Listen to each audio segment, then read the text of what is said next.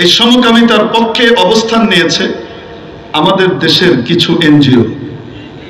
এরা ground work করছে বহু আগ থেকে, 90-এর দশকের পর থেকে তাদের গ্রাউন্ড ওয়ার্ক এদেশে শুরু হয়েছে। তারা LGBTQ এর নামে, বিভিন্ন নামে ধীরে ধীরে মানুষের মগজ ধোলাই করছে। আর এই ধরনের ট্রান্সজেন্ডারদেরকে আপনার এটাকে কি বলে, হিজড়া, এদের সাথে একীভূত করে মিলিয়ে হিজড়ার সহমর্মিতা ট্রান্সজেন্ডারের দিকে ট্রান্সফার করার চেষ্টা চালাচ্ছে তারা বহু আগ থেকে। আমাদের অন্তর্দৃষ্টি সম্পন্ন আলেম ওলামারা, আল্লামা খতিব ওবায়দুল হক সাহেব রহমতুল্লাহ আলাইহি, আল্লামা শামসুদ্দিন কাসমি রহমতুল্লাহ আলাইহি, শাইখুল হাদিস আল্লামা আজিজুল হক সাহেব রহমতুল্লাহ আলাইহি, আল্লামা মহিউদ্দিন খান সাহেব রহমতুল্লাহ আলাইহি, পীর মুহসিন উদ্দিন দুদুমিয়া রহমতুল্লাহ আলাইহি, হযরত মাওলানা ফজলুল করিম পীর সাহেব চরমনাই রহমতুল্লাহ আলাইহি থেকে শুরু করে দেশের বড় বড় অন্তর্দৃষ্টি সম্পন্ন আলেম ওলামারা আজ থেকে 25-30 বছর আগে জাতিকে সচেতন করেছিলেন যে সমস্ত এনজিও গুলো এদেশে আসছে, এই নন গভর্নমেন্ট অর্গানাইজেশন, এই বেসরকারি সাহায্য সংস্থাগুলো এদেশে সাহায্য করবার জন্য আসছে না, এদেশের মানুষকে স্বনির্ভর করবার জন্য আসছে না।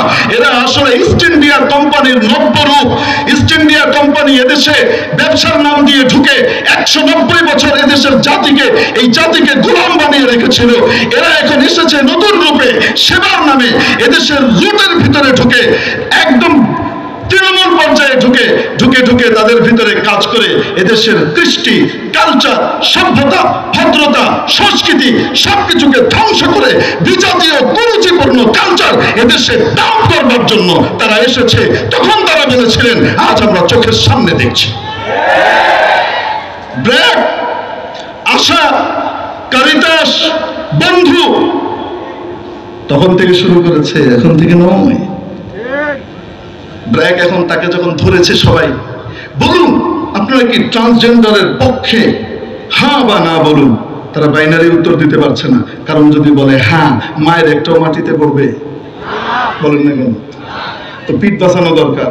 আবার যদি কয় না, না বললে যারা এতদিন টাকা দিয়ে তাদেরকে পুষছে তারা বলবে এতদিন খাওয়ায় পড়ায় এই নিয়ে কাম করাইছি, ফান্ড বন্ধ। বুঝেন নাই মনে হয়? অতএব নাও বলতে পারছে না, তো কি বলে? মাঝামাঝি ফাঁক ফোকর। বাংলাদেশ সরকার এর সংবিধান এবং আইনকে ব্র্যাক শ্রদ্ধা করে। বাংলাদেশ সরকার এবং বাংলাদেশের আইন আর সংবিধান যদি কোনো কিছুকে অনুমোদন দেয়, সেক্ষেত্রে ব্র্যাক অনুমোদন দেবে।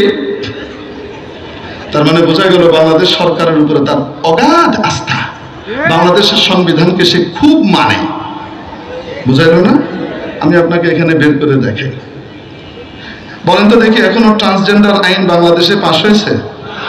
বলেন না কেন? সংবিধানের অংশ হয়েছে? আরে এখনো পর্যন্ত সংসদেই পাশ হয়নি, ঠিক কি ঠিক না? তাহলে আমাদের ব্র্যাক কোন পক্ষে যাওয়ার কথা তাদের দাবি অনুযায়ী? কোন পক্ষে? তারা এখনো ট্রান্সজেন্ডারের পক্ষে নয়। যদি সরকার আইন করে তখন তারা ওইদিকে যাবে, এটাই তো অর্থ। এখনো সরকার কিন্তু আইন করে নাই। কিন্তু ব্র্যাকের অন্যতম গুরুত্বপূর্ণ অঙ্গ সংগঠন আপনারা জানেন, ব্র্যাক ব্যাংক। এই ব্র্যাক ব্যাংকের আপনার অ্যাকাউন্ট খুলবার জন্য যে ফর্ম, সেই ফর্ম আমি আপনাকে দেখাচ্ছি। সেই ফর্মের মধ্যে এই পিএলসি অ্যাকাউন্টের জন্য যে ফর্ম, সেই ফর্মের মধ্যে তারা আগে কি লেখা হতো, অ্যাকাউন্ট খুলবার সময় অ্যাকাউন্ট হোল্ডার কোন জেন্ডারের, মেল, ফিমেল, আদার্স, ছেলে, মেয়ে, অন্যান্য। বুঝলেন না? মনে হয় 3টা ঘর থাকতো। কেউ ছেলে হলে সে ছেলেতে টিক দিবে, মেয়ে হলে মেয়েতে টিক দিবে, অন্যান্য হলে অন্যান্যতে, মানে হিজড়া হলে সে অন্যান্যতে কি করবে, টিক দিবে। ব্র্যাক বাংলাদেশের আইন হওয়ার আগেই এই যে দেখেন, এখানে তারা এখন লিখেছে মেল, ফিমেল, ট্রান্সজেন্ডার। তারা লিখেছে মেল, ফিমেল এবং কি ট্রান্সজেন্ডার। বাংলাদেশ সরকার কি ট্রান্সজেন্ডার আইন পাস করেছে? তাহলে বাংলাদেশ সরকার আইন পাস করার আগেই তারা যে লিঙ্গের পরিবর্তন করে এখানে ট্রান্সজেন্ডার লিখলো, বাংলাদেশ সরকারের আইনকে, সংবিধানকে বৃদ্ধাঙ্গুলি দেখাবার কারণে ব্র্যাকের সমস্ত কার্যক্রম, সমস্ত সংস্থার কার্যক্রম এদেশে অবিলম্বে বন্ধ করা উচিত। ঠিক কি ঠিক? ধোঁকাবাজির জায়গা নাই। এরা এদেশের সমকামিতা, এরা এদেশে অভিশপ্ত ট্রান্সজেন্ডার প্রথা, এইটা প্রমোটর। এদের সাথে যদি কেউ সম্পর্ক রাখে, লূত আলাইহিস সালামের স্ত্রীর সাথে যা হয়েছিল তার কপালেও তা জোটার কথা, ঠিক কি ঠিক না? সিদ্ধান্ত আপনাদের কি করবেন।